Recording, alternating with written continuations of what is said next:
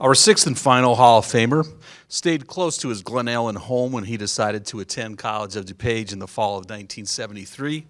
In his 2 seasons at COD, he earned 3 All-American honors while winning national championships in the 500 freestyle and 200 freestyle in 1975.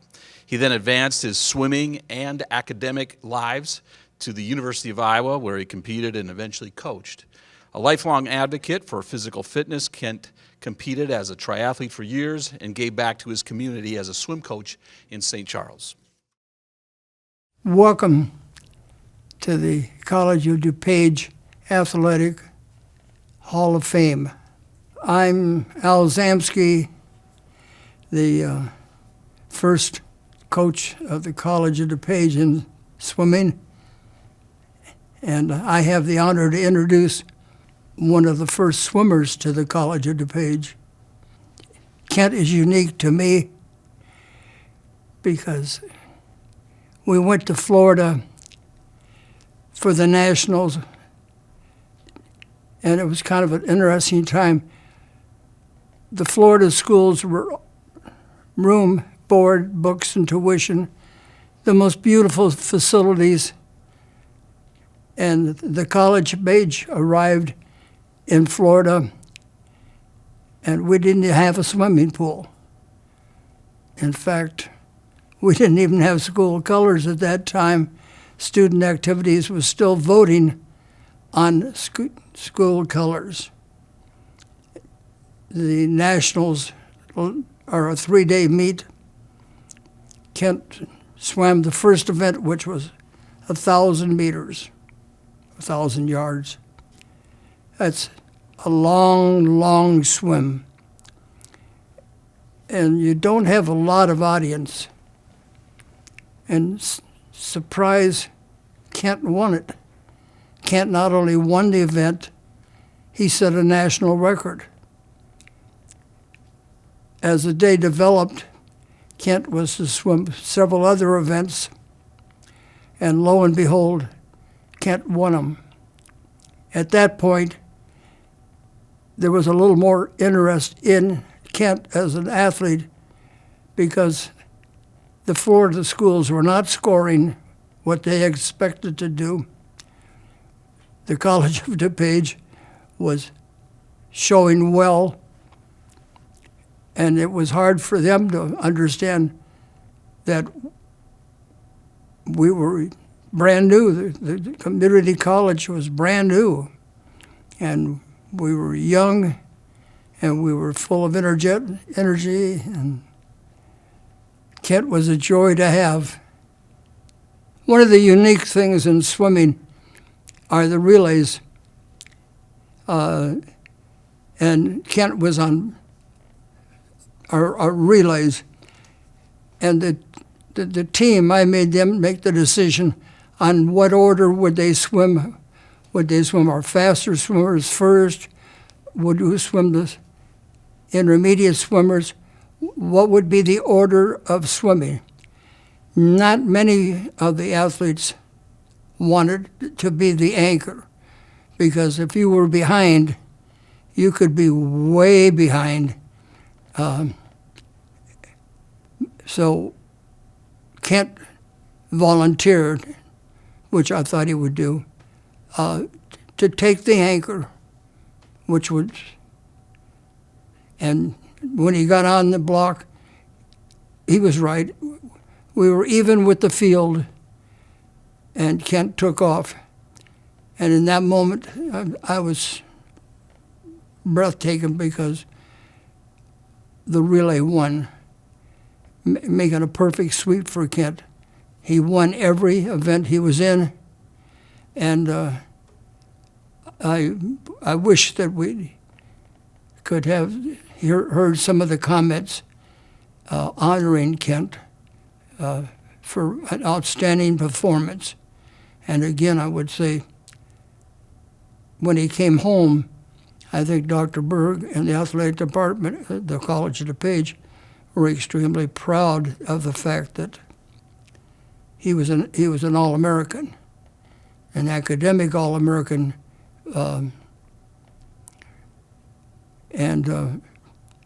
he got the award. So I'd like to present to you Kent Pearson. He's a tough kid to follow. The Glen Ellyn native competed for Hall of Fame coach Al Zamsky's swim team, earning 3 All-American honors after winning national titles in the 500 freestyle and 200 freestyle, and earning runner-up honors in the 1650 freestyle in 1975. He was COD's most outstanding student athlete that same season.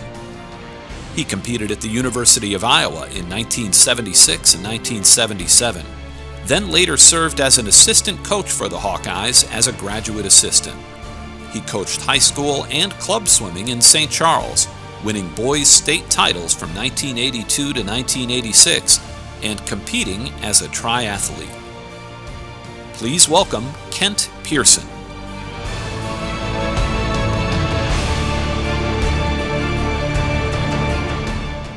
Once again, I've been chosen to anchor this relay.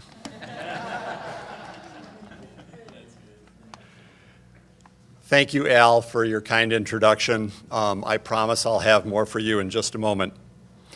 Jane, thank you and the selection committee for considering me for this honor. And congratulations to all the inductees in this class. As I read through the bios of all of the members of the Hall of Fame, I'm just humbled by the outstanding selections that have been made. I think a little background is necessary to understand why I'm even standing here today, because a series of fortunate events is the only thing that's brought me here. I'm sure that at one time or another, we've each considered how little life events can have a profound impact on the course of our lives. I think I've ended up on a pretty good path, but if you'll indulge me for just a moment, I want to reminisce.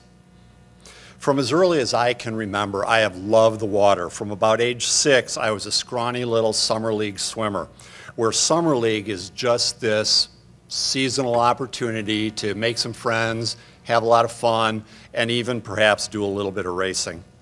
But by about age 12, I wanted more, and asked my mom one night while she was fixing dinner if I could swim in the winter time with my friend.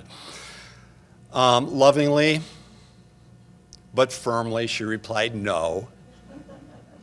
Practices are during dinner, and that's just very disruptive on the family.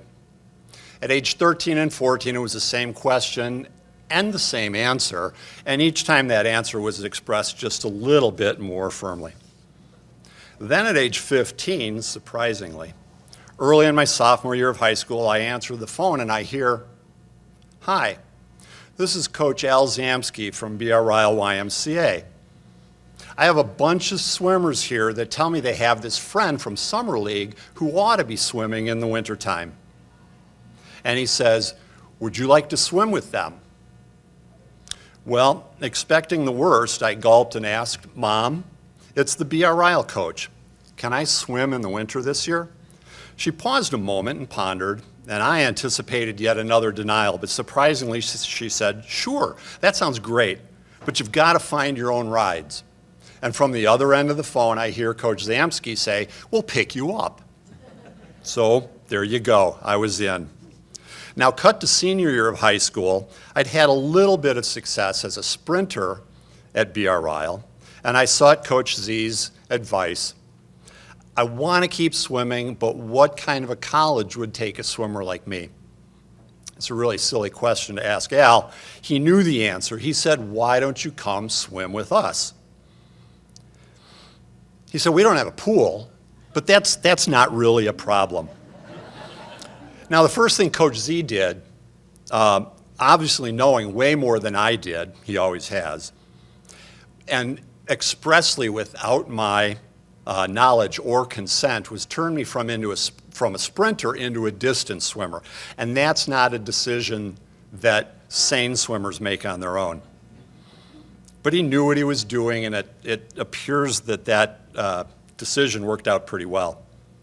Now, Coach Z wasn't just our coach. It was mentioned earlier this evening that he was also a teacher. He taught us how to be lifeguards. He taught us how to be water safety instructors. He taught us how to be scuba divers, and I will never forget to this day after our scuba class, we have a certification dive that we have to go on to prove that we're worthy of being able to scuba dive. It was very unseasonably cold, and the most important lesson he taught us was how to put on a frozen solid wetsuit. Not a comfortable position. All right, shifting gears a little bit. Our team wasn't just about one athlete. Coach Z took this motley crew of walk-on swimmers and turned them into a really good team. It must be recognized in 1975 that the team broke 15 of the 19 school records and finished 4th at nationals. And it had been mentioned earlier, Al said, that was against scholarship athletes from residential junior colleges. No individual athlete can do something like that. It's only a great team can, with a great coach. There's 7 other guys I'd like to recognize really quickly who were also team record setters that year. These names may mean nothing to you, but they mean the world to me. They were Ed Castens, Kurt Dale, Jerry Homme, Eric Johnson, Brian Maddox, Bob McKennis, and our diver, Kim Robbins, who is with us in peace today. Now, all that's a nice little story, but the College of DuPage's overall impact me, perhaps with Coach Zamsky as proxy, has to be emphasized. At so many turning points in my swimming career, it might have just ended way too soon. COD played its part by hiring Coach Zamsky so that he could recruit me to BRIL, and then recruit me to College of DuPage. The College of DuPage played its part by making me feel at home on the swim team and successful in the classroom. They supported a swimming program that gave me the exposure to be recruited by a D1 school, and they prepared me for academic and athletic success at the University of Iowa. I don't think we can overemphasize the value and opportunities that this college represents, nor can we foresee where those opportunities may lead us. I've been steered down a pretty good direction. One final note, my career in swimming didn't end there. It was mentioned that I'd done a little bit of coaching.